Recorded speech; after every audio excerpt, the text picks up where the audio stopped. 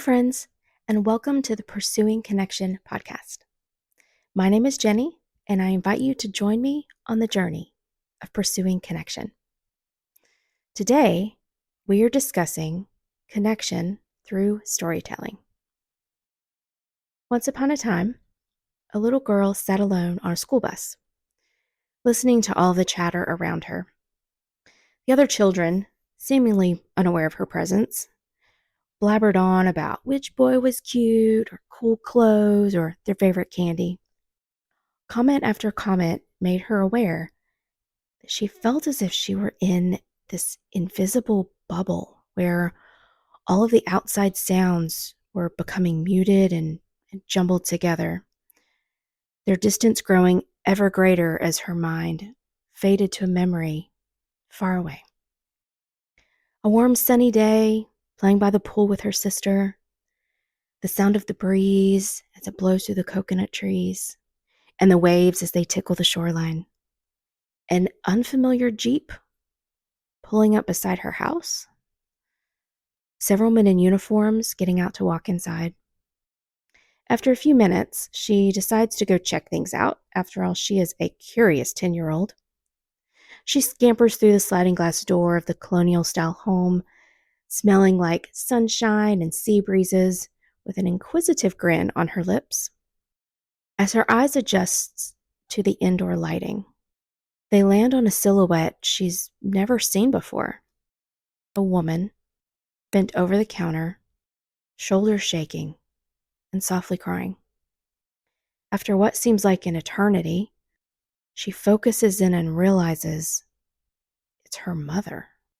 Her first instinct is protection as she runs and clutches her mother's waist. Why was her mother crying? Who had done such a horrible thing to make her mother cry? She's never witnessed a scene like this before, and she doesn't know how to help beyond tight and comforting hugs. But they weren't working. Through her mother's tears, she heard a string of words that she'd never heard before. She tried to comprehend them, but they just did not make sense. She felt wide open, vulnerable, like she was on a battlefield with no armor. Everything began turning to haze as she suddenly looked for her younger sister, knowing it was her job to protect and comfort her from this darkness she felt was creeping their way. She's suddenly aware of officers standing close by. And before she knows it, their family of 3 is ushered outside and put into the police jeep. After a short drive, they arrive at a building that she's never seen before. The word emergency in red on the outside of the building makes her heart drop.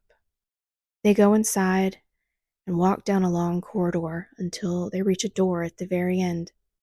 Upon entering, there is a small reception desk on the left with a nurse. The room is very long and very, very bright. There's so many windows lining the right-hand wall of the room. There's a number of cot-style beds that line each side of the room, virtually all vacant, except for one. As she takes in the scene, a couple of her parents' friends arrive and stand close beside them, her sister clinging to their legs as 4-year-olds often do when they're afraid. After speaking with the nurse, her mother walked over to the left side of the occupied bed, with lips uttering silent prayers, her eyes never leaving the patient. Her mother returned a few moments later and asked if she and her sister would like to join her. Her sister eagerly declined, with lots of head shaking, and decided to stay with the friends. The girl bravely stepped forward to take her mother's hand as they walked back toward the patient's bedside. As they approached the bed, she noticed the sound of ragged breaths in and out. The sound was so strange, it didn't make sense that it could be coming from a human. On the bed, covered in a white sheet, was a man, bloody, bruised, and unconscious. It felt as if time stood still, as she just stood there looking at him, hearing herself whisper things to him that she can no longer remember, feeling hot tears sting her eyes and roll down her face. The bus jerked to a halt, and the sound of the air brakes snapped her back to reality as tears stung her sad eyes from the memory. On the bus, she felt like an alien in a strange world. She thought, who cares about candy or clothes or boys? Don't they know that people in the world are hurting? Don't they know that she is hurting? The reality she had experienced a few months earlier hit her square in the face. Her dad was gone. The freak motor scooter accident left her with nothing but memories of the man she loved more than anything in the world. That little girl was me. My world changed forever that day, and I realized that we will never know when our last moment of connection with someone will be. Whether by choice or by accident, people float in and out of our lives constantly. This experience as a 10-year-old pushed me to think and feel deeply in ways many others my age could not relate to. From that point on, my favorite place to hang out at social gatherings was wherever adults were telling stories or having interesting conversations. I would play with the kids for a little while, but I always ended up back with the adults, listening and being captivated by their stories. Now, as a married woman in her late 40s, I reflect often on how my life experiences have shaped me. Every single one of us is a work in progress and more malleable than we may realize. When I leave this earth, I want those I love to know how much I love them without a shadow of a doubt. I want to be inspired by the journey of others and live a life that inspires as well. And to me, connection is the key. Regardless of who we are or where we come from, we are all human and thus connected by our experiences.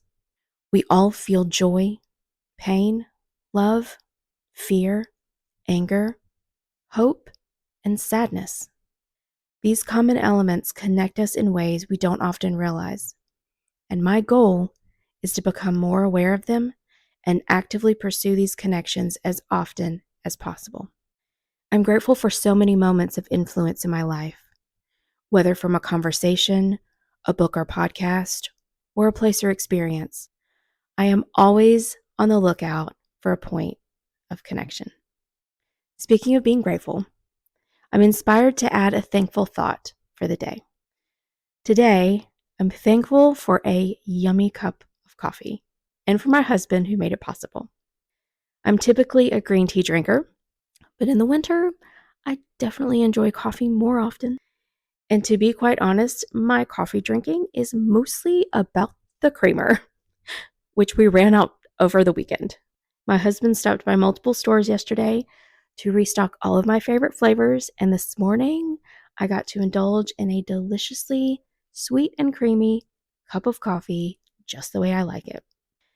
Showing love in the tiniest and seemingly insignificant ways, like picking up your partner's favorite coffee creamer, speaks volumes and reminds me to be grateful for the small things every single day. And on top of that, it is snowing, and that makes my southern heart ever so happy. Thank you for listening and for allowing me to be a part of your life today. You are a gift and capable of amazing things. I believe in you and look forward to chatting with you again soon. Until next time, stay connected.